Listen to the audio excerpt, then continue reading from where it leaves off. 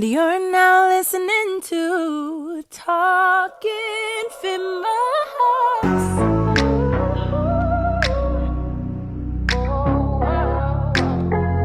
Hey, what's up, y'all? Welcome back to Talk Infamous Season 3. You're here with your boy Saint. Socially. Hey, y'all. Yes, and this week we decided to get into the bots. So let's so right here I got this post from Lovely T. It said TikTok confirms that its own employees can decide what goes viral. Oh, so yeah, we're gonna get into bots and just get into it. Yeah, get into it at all. So are you surprised by that or not? Nah, I've been had a feeling because, you know, when we I used to do Bigo Live and we used to get bots, which is like fake people in the room, and of course, like I already knew that they had some type of agenda, like either just to help me get the platform because I'm a new user, or like also I think that when I first signed up for Bigo Live, I had got a lot of viewers, right? I didn't have any followings because I was new to this application, and they did that so they can keep me motivated to stay on the platform. I'm like, oh, look at all these people coming to my show. Whole time, 50% of them is probably fake. So I'm not surprised on that. How you feel about that? I'm definitely not surprised. Because especially with black content creators, you always hear about certain things going viral or things being shadow banned.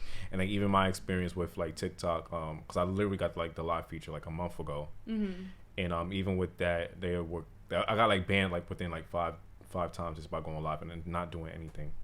So it's just like by being black. Yeah, that's why I was assuming.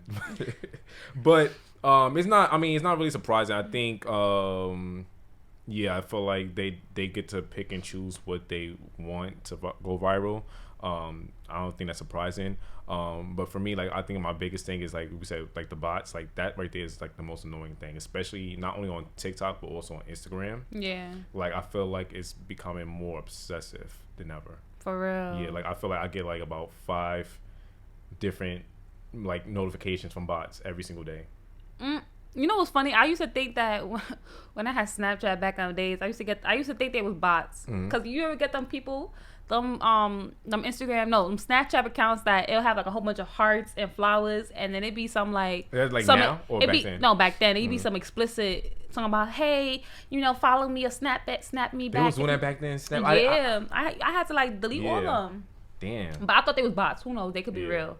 But I don't know. For me, I don't know. It's just annoying. Like I think it ruins the whole like Instagram and social media, because social media in itself can be a little bit like draining, but like it just takes away the experience in itself, because like literally you were thinking like I think I seen a post, they was like, oh, you think that your crush is liking your story, then is like Susan X 50 something. I get so tight with it, and I think like the only way you can really solve it is by going like private. Yeah. But even if you go private, you will get like a lot of friend requests and like messages in the DMs, like because they could still message you if you're private. Yes, and that's the crazy thing too. I didn't realize how advanced bots was, and just to piggyback on what you asked, like, is it surprising? It's not surprising. Yeah. Like they have like with Lovely TT, and she posted her post, and everybody else that whole week was posting about TikTok.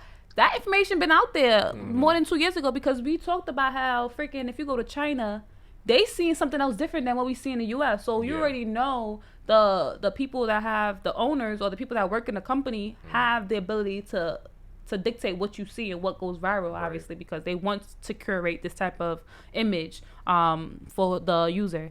But I think we should go into what is a bot for people that are still trying to understand what is Wi-Fi. Don't worry, we're gonna level with you guys. Do you want to let them know what a bot is? Yes. So let me see. Let's say so. A bot is a short for robot, and it's also called an internet bot. It's a computer program that operates as an agent for a user or other program, or to stimulate a human activity. Bots are normally used to automate certain tasks, meaning they can run without specific instructions. Bots are made from sets of algorithms. They are made from sets of algorithms, tripped up on that word, that aid them in their designated tasks. These tasks include conversing with a human, which attempts to mimic human behavior, or gathering content for other websites. There are several different types of bots designed to accomplish a wide range of tasks. That's creepy, right? To mimic human behavior. Yeah, so pretty much a bot is like someone is actually behind the bot itself. Yes. Correct. So these people will actually like paint or have these applications where they are kind of setting up an algorithm to basically creating a program and telling this program to do certain stuff. So like you have, let's say you create this feature, what is it, Facebook ping, where you can ping somebody. Yeah. Yo. Oh yeah, ping. I forgot about pinging. You just brought it back. I was like, ping. But basically, the Facebook people was able to create a button, which is like a bot. You ping that person, and that ping will hit that person up, etc. And so, certain tasks like that is considered a bot. It's like a computer programming. But they got it to next level where, like you said, it's mimicking human behavior. You got to have a conversation with somebody. So it's like a level of like stepping into like artificial intelligence and stuff like that. Yeah. So what do you think is the point behind this? The bots. Well, for me, the first thing I thought about was because when we had Bigo Live and you said on your Instagram, what was it, TikTok? People kept shutting you down. I would think automatically the first program was for surveillance. They want to obviously monitor the platform, make sure that everybody's staying with the guidelines. So that's one of the protocols. So do you feel like that's like the initial thing that why bots came about, and then you think like hackers start to get like hold of it, and this is why, like you said, they're using it for other ways outside of this like monitoring? That's what it sounds like to me. Somewhat, right? Yeah. So I feel like the bots was surveillance, but it was also to collect data on the users because obviously the creators are going to make sure they have something to collect all this data. The data is what brings them the money, and I feel like with data collection, of course you're going to have other people that want to get their hands on it. But if I'm not even like, and data is very is a valuable asset. I heard it's more actually. Data in this day and age is worth more than oil. Oh, really? Mm-hmm. Wow. I was watching a documentary that talked about that. I don't want to, but that's what it said. But it kind of makes sense. Wow. But in a sense, because of what data is basically when they have it. Yeah, is a powerhouse. So it's like when these companies, because these companies buy out your data, they are able to market things to you, or like that's why when you go on Instagram, you'll see something that you just talked about. You had a conversation about because they're kind of like, they have your data. They know you're like, they have a profile on you and how to target you. And you know what's so crazy? Sorry, maybe I was thinking about something. I promise you I did not say it. And it popped up on my phone, right? Yeah. Which basically bots and automated intelligence is basically what these machines do is the ability to do what you ask for, but also to monitor predictions. And basically, if they could predict your thought patterns, it makes it so much easier to control you. Right? And you said that happened to you. Yeah. I'm pretty sure it happens to other people. Yeah. Like it happened to me too. That's what I'm saying. You be thinking about something and you be like, I didn't even say it, and you see. Sometimes I'll be like, are they like? Because I don't know if you've seen the Did you see the movie on Netflix? Don't Look Up. Oh yeah. But pretty much it was like the phones were so advanced. Like if you touched it, they were able to like sense your mood, like how you feel and stuff like that. So sometimes I'll be wondering, like, is like the tech that advanced, but we just don't know it yet. Yeah. No, you know, it's so funny too. A lot of you guys know this, but you know they market. They don't tell you. Yeah. No, they market to you to make it seem like it's efficiency, because you have the Apple Watches that literally monitor your pulse rate. Wow. Yeah. And when you go to a doctor and they check on you, they're trying to see your pulse rate. They're trying to see how you react to certain activities when your body's exhausted, excited. So if they can collect that information, of course they're tracking you. So imagine your phone that's able to do the same thing, where you pick up the phone. You may not have an Apple Watch, but it probably collects your pulse right there. At this point, there's facial recognition, the thumbprint, all that. Yeah. Now on top of that, facial recognition, when it's collecting all those biometric points. Yeah. Now, what is that show where someone Don't Lie to Me? I never seen that. It's a show that came out like years ago on Fox 5 or something like that, where the dude was able to tell exactly what the person was thinking or trying to do based on certain points on their face. Statistically speaking, average person tells 3 lies per 10 minutes conversation. 43 muscles combine to produce a possibility of 10,000 expressions. When you accuse a suspect and he acts surprised, is there a way to tell if it's real or if he's just trying to look innocent? Now, that's real surprise. If your suspect is surprised for more than a second, he's faking it. He's lying. It's human nature. The truth is written on all our faces. 6 years ago, Dr. Lightman left the deception detection program he founded for the Defense Department. Together, we started a private firm that works with police, corporations, and almost every federal agency. So, like it's happening right now. But I feel like it's one of those things that like I believe it's true, and I know it's true, but it's like one of those things that they're going to tell you like 10 years from now. Because it happened a lot of times. Apple, like what was the big controversy when at first people didn't know that they were taking data? I think it was like either Apple or one of these big social techs, or like social. I think it was Facebook. People didn't know that Facebook was selling our data. Yeah, and that was a huge controversy. So I feel like it's gonna be one of those things where we're gonna find out. Oh yeah, your phone can biodetect. I don't know. I'm just using words. Yeah, it sounds like about right. Biodetect your mood basically, but just off like touching picking it up. That's insane. Yeah, I feel like kind of going back into the bot situation. They gonna take over the world, y'all. Nah. Yeah, it's weird. It's crazy. But yeah, let's talk about like how the bots kind of affect us in more ways outside of like the social media realm. Yes. Let's get into. So I feel like it impacts us more than you think. Yeah.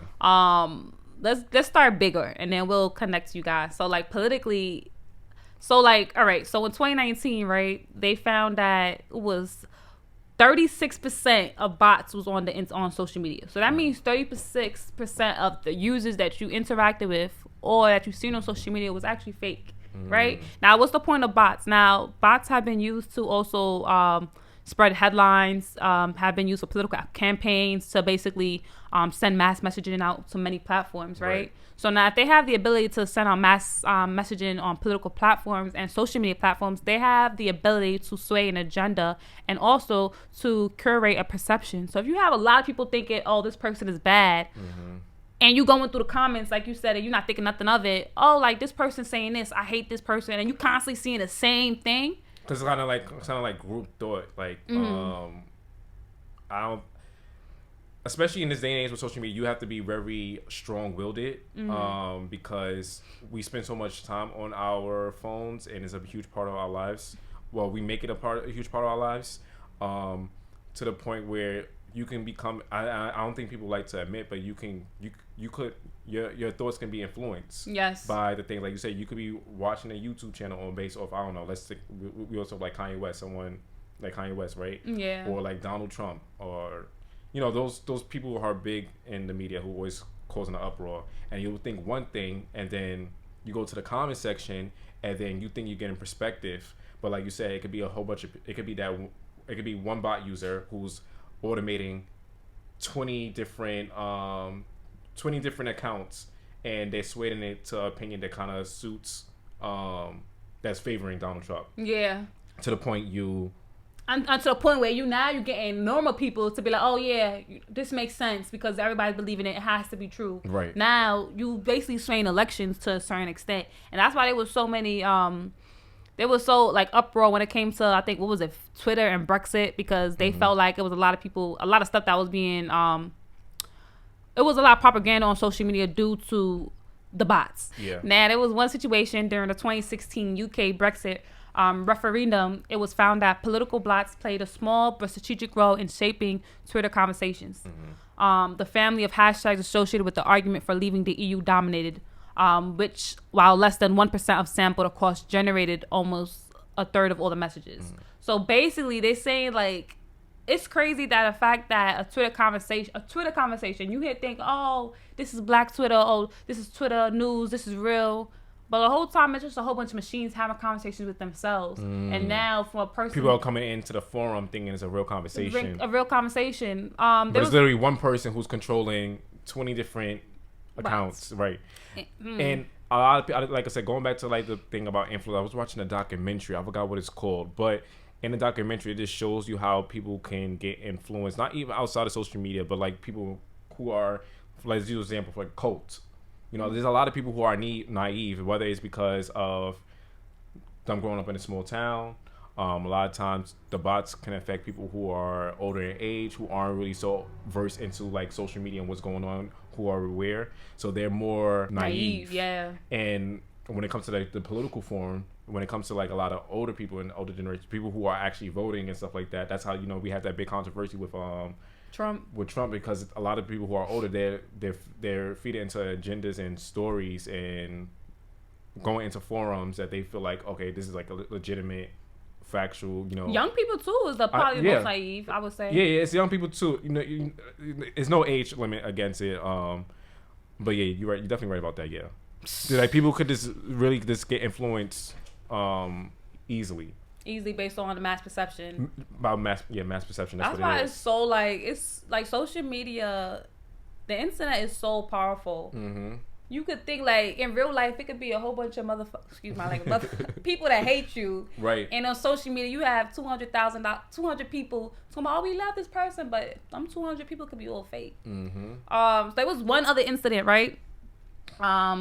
Let's go back to COVID-19, right? Let's talk about all the political stuff that has happened and how bots has played a part. Right. Because I feel like people are always quick to jump to conclusion. Oh, this, like celebrities or all these different people that think that what they're saying is from what they research, but a lot of information that they're regurgitating is from what they've seen, either from bots or from people that's trying to do propaganda. So CMU researchers since January have collected, this is of I believe 2020, have collected more than 200 million tweets discussing coronavirus or COVID-19. On top of 50 influential retweeters, 82% are bots. They found. On top of 1,000 retweeters, 62% are bots. So top 50 influential retweeters, 82% of those were bots. Wow. Yeah. There was another incident. Damn, I don't know what my other stuff. Oh, and that's a thing. That's a big thing about Twitter, though, the retweets, because that's what spreads a message out wide. Like, if you get the more retweets you get, like the more it gets trending on the platform, right? Yeah, the platform. So that's kind of like, yeah, that's really dangerous when it comes to the bots, because like you said, when it comes to like a message that's harmful, you know what I mean, you have bots kind of like pushing this agenda, this idea out to the forefront and having people engage with something that they probably wouldn't have necessarily thought about or even paid attention to if it didn't have 1,000 retweets, or you know what I mean. And then it's so selective too with the information that they do share, because now people are so riled up on this one piece of information that the bot done put out, but the other person that's basically receive this information don't take the time to look at the bigger picture and look at the other information rather than that selective thought. And what is that thing? It's kind of like a tactic that they use, like kind of like the fear, and it's how it rile us up. What you mean? Like, I feel like, you know, that's just like that's what they do. Right. That fear tactic, and it's kind of like the bots is kind of like catering to that. Yeah. Trying to use your fear and emotions to get you to move. Especially with our people, you know, our black people, you know, they really try to like get us riled up all the time, like kind of like trigger us. Like, yeah. I 100% agree. Yeah. There was one other thing that was mentioned, right? So at least 400,000 bots, accounting for roughly 15% of the total Twitter population active in the U.S. presidential election discussion, and responsible for about 3.8 million tweets, as you said, right? Roughly 19% of the total volume. So that's 400,000 bots at least, and that accounted for roughly 15% of Twitter's population. That had to do with the the U.S. presidential election discussion. Now, you telling me, based on this information, y'all still believe that we voted for our president? Listen, I'm just saying, I'm just putting information out there. Yeah. If y'all wanna believe what people say rather than facts, then that's fine. That's fine. My thing is like, I feel like, how do we solve the issue? Because it's like, even with Instagram, there's no real control that they have over it. It's either, no, I feel like it's outside of their control, because it's either like they don't care, or it's outside of their control. But to my, who you think don't care? Like the actual brand, like I know for people, a lot of people are complaining on Instagram. I'm trying to bring it to like a more relatable form. And Instagram, a lot of people have been complaining like, yo, why is these bots still here? Why Instagram hasn't been doing anything about it? And now it's getting worse. And it seemed like they haven't even spoke about it. Like, there's never been no like public, you know, conversation about it. It's like kind of they're just pushing it to the side. So it's like, I wonder if it's like whether they don't care, or it's like it's out of their control. And to say, I mean, I can only imagine it's out of their control, because how can you control? Anyone can make an Instagram account, you know, it's free to the public. Yeah. And then how do they kind of decipher, you know, what's about? Because this idea is fairly still new to the internet. Yeah. Yeah. It's a good question. Like, as a user, how can they take back their own power? Like, how can they do something? Honestly, they can't. We know the answer. Just don't use the platform. Get off social media. But that's easy. That's easy to anyone that's not trying to build their platform or build their business. There is a study that came where they said that you can use these 3 aids to detect if somebody is a bot, right? The activity, how much or how often they post, right? The anonymity, hope I pronounced that right, which is basically, is there anything that indicates that there's a real person behind this page, right? And amplification. So if you're seeing the same message on other platforms, is it the same conversation? And you know what's so funny? Not to talk about bots too, but like when I be looking at the news channels and the news reports, why does, like, literally, if you looked at the reporter say the same exact thing that you heard on CNN, New York One, Maya 9. It's just like, damn, are they bots? Yeah. Who knows? But robots, because it's short for robots, and you know a lot of people on here on the platforms are robots. They do what Master tells them to do. Yeah. You never know. Right. I wanted to tell y'all. Just want to tell y'all one scene. But I feel like 9 times out of 10, like I know what a bot is. It's not hard for me to detect. I feel like when it goes into like I never really when it comes to like the political form and the deep part, but like when it comes to Instagram, we all know what the bot is. Like it's always our OnlyFans. Either it's OnlyFans. Yeah. You know what's funny too? The lash page. I haven't seen the lash pages and the wig pages in mad long. The last page. The lashes. It used to be lash pages. Really? Bundle pages. Really? Like hair bundle pages. Yeah, those used to be the ones. Now it's just straight OnlyFans. Oh wow! Thank God I never got caught on them bundle pages. Like, never? I want to get this bundle. They the freaking cryptocurrency pages. Yeah. The real estate pages. The credit. I be getting a whole bunch of real estate people following me, and I'm like, is that a real person? Nah. But guys, don't feel too bad. There is actually some regulation, and actually, I tried to Google search this. Yes. It's not a lot of stuff that you can find behind regulating these bots. I came across 2 acts, but the thing is, so bots is not new, right? Because they've been new. Bots been something that has been invented since computer programming has been invented, but now it has been increasing, evolved where people are using bots to streamline their career. Yeah. So, boost up their album sales or profile clicks or whatever. But there has actually been 2 regulations in the last recent 4 years, I believe. So the Bots Act, right, BOTS Act, gave consumers a national defense against ticket bots, according to the Federal Trade Commission. This was, I believe, in 2019, I want to say. So it gave consumers a national defense against ticket bots, software that could buy up big lots of tickets faster than mere mortals could type and click in an effort to score 2 on the aisle. To ensure that consumers had equitable access to tickets, Congress made it illegal to circumvent a security measure, access control system, or other technological controls or measures on an internet website or online service that is used to buy a ticket to the issuer or etc. Now, this is new, right? This came across what happened like in the last 4 years. So imagine all these celebrities and you thinking their tickets were sold out, but half of them was probably, like before all these laws came into the make, a lot of these people use these methods to basically boost up their career. I mean... But also too, because I completely forgot about that, because the retailer businesses and like the music industry, as far as touring and stuff like that, they are getting affected by it because what they're doing is these bots are buying up, for example, like probably the Yeezys or the latest Nikes or the latest. I think PS5s. Yeah, and I think Taylor Swift and Bad Bunny, they kind of got into this controversy. The bots are buying up the tickets and putting them on resale. Wait, so Taylor Swift was her team? No, it wasn't her team. It's just like the people who are like average person is buying out these tickets and they're putting them up for resale. So like the people who actually want to buy them, like the fans who will probably get them at an average price. I know she got in some controversy with some ticket prices, but I don't know it has anything to do with bots. But I feel like it does. Yeah, but I just know for a fact, like just in general, when it comes to like the Yeezys and a lot of retailers and this concert and event thing, they're having an issue where a lot of the bots are taking up the thing and they're reselling them, so you're getting it at a higher price. Yeah, so I completely forgot about that one. That's like, I think that's like the biggest way in which it's affecting people. Well, yeah. I wouldn't be surprised though, and I wouldn't be surprised Taylor Swift was one of them, because I still don't believe Taylor Swift is reselling that much tickets. Her music she's country and pop. You gotta understand that. That's what you want us to think. Her music is dry.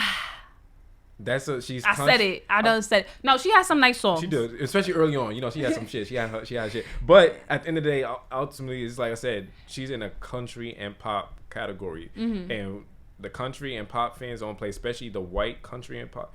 They don't. They support their artists. I agree, in the but biggest way. But can I say there's a lot of other country artists that people respect and love before Taylor Swift. Taylor Swift is only.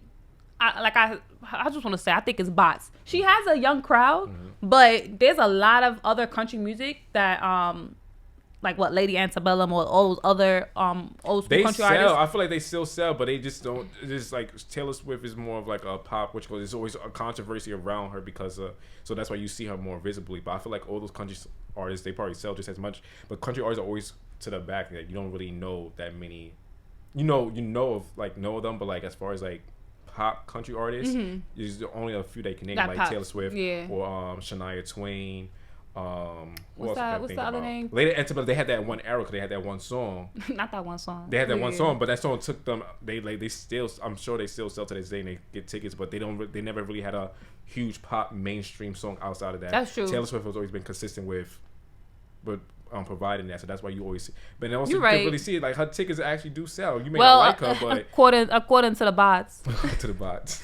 Listen, so that's one act, right? The bots act. Now we went to Taylor Swift for a moment. I'm dead.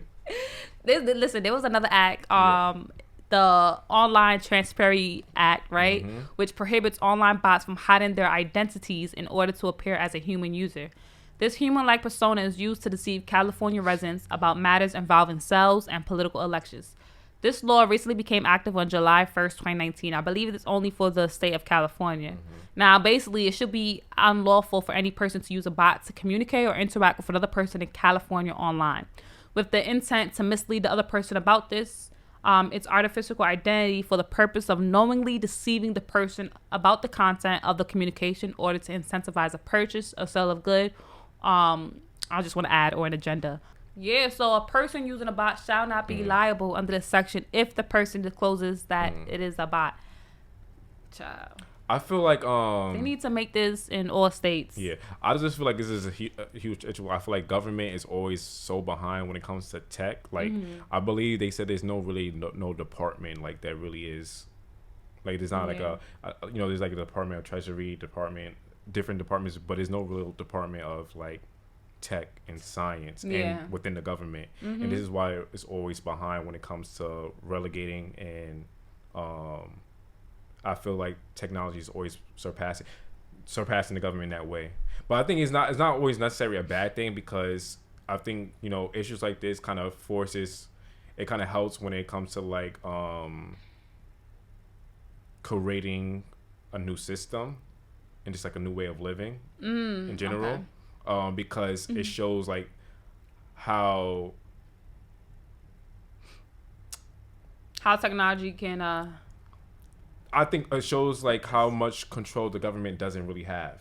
You know, if that makes sense. Yeah. You know what I'm saying? Because stuff like this, like when it comes to a new invention, whether it be like social media, the phone, and how it kind of just created a whole world of its own, like what as far as like careers, or whether it just be like something as simple as I remember, for example, people were doing small businesses, like if you're a hair braider, something like Cash App, where you don't have to you can make money and not get it, get your Uncle Sam taken out exactly. But then what happened is they finally caught on.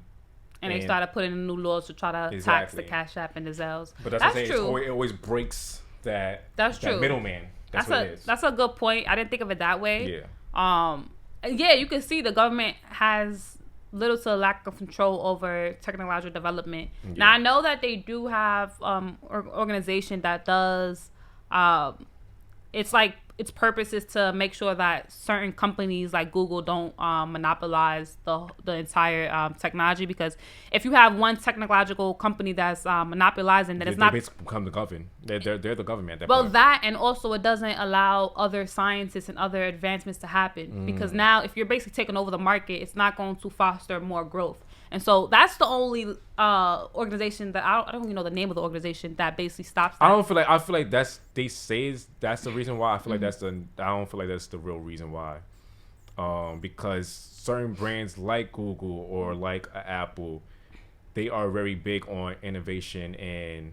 But Google's actually under scrutiny in the last month or so. For what? For that, Google, they say Google is having too much access. Google has access to our satellites. They have so many Google Maps, so many different platforms, Gmail. I feel like there is a legitimate reason for not wanting a company to monopolize one sector, whether like a tech company to monopolize one sector, because like you said, it can probably, interfere with, other developments and stuff like that. But I feel like the real reason is like they're afraid of tech. Like, that's a real fear right now. Tech companies are becoming the government. Yeah. Elon Musk, Apple, Google, Tesla, all these they're superseding the government in this power. So that I feel like that's more so the fear, because there's always going to be some type of, I don't know. Do you feel like there will be like some type of system of control and order that we need to have?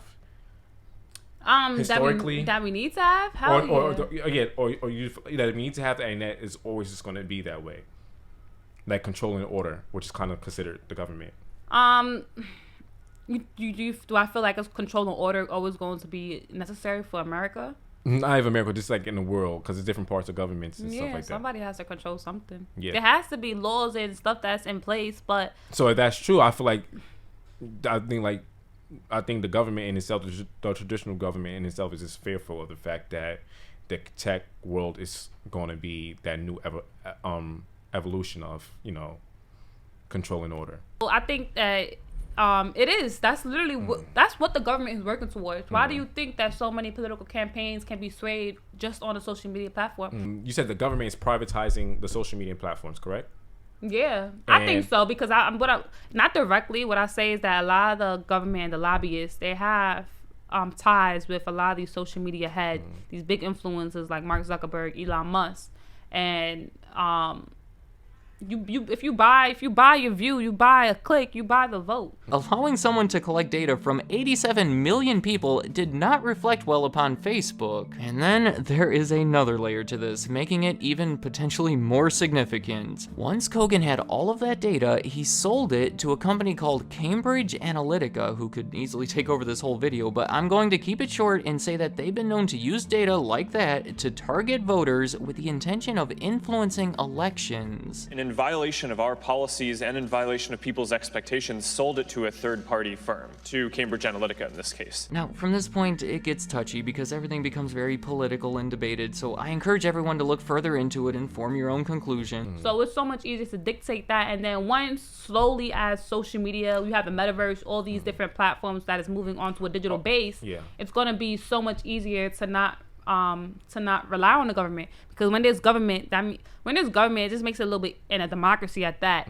You give people the facade that they have a way to make change, right? But now when there's no government and there's no democracy, because everything is kind of tied into to this internet or this automated system, it's going to make it so much easier to gain more control and have the legality to use your information the way they want to, because you've seen Trump trying to get TikTok banned. You've seen all these different people trying to separate social media or tech from government, but it's hard to do that. And when the user is given consent to legally say, hey, you can use my information, because within America we have the right to say yes or no. Once you give your consent to the internet platform, the social media platform, government does not have a say so. You basically sign that contract and accept those cookies. I think with government and them lobbying with these tech companies, they know where it's moving, so that's why they lobby with them. So that way, like you said, when they privatize it, and it's left in the hands of a company. A company, they can say, "Oh, we had nothing to do with that." Yes, it's them. No, like you said, at the end of the day, they're lobbying together and they're making deals under their hand. But also, a lot of times they have control over, like a Mark Zuckerberg or Elon Musk. They still have control because they, in a sense, when that whole lobbying thing happens and stuff like that, they get investments for certain politicians or.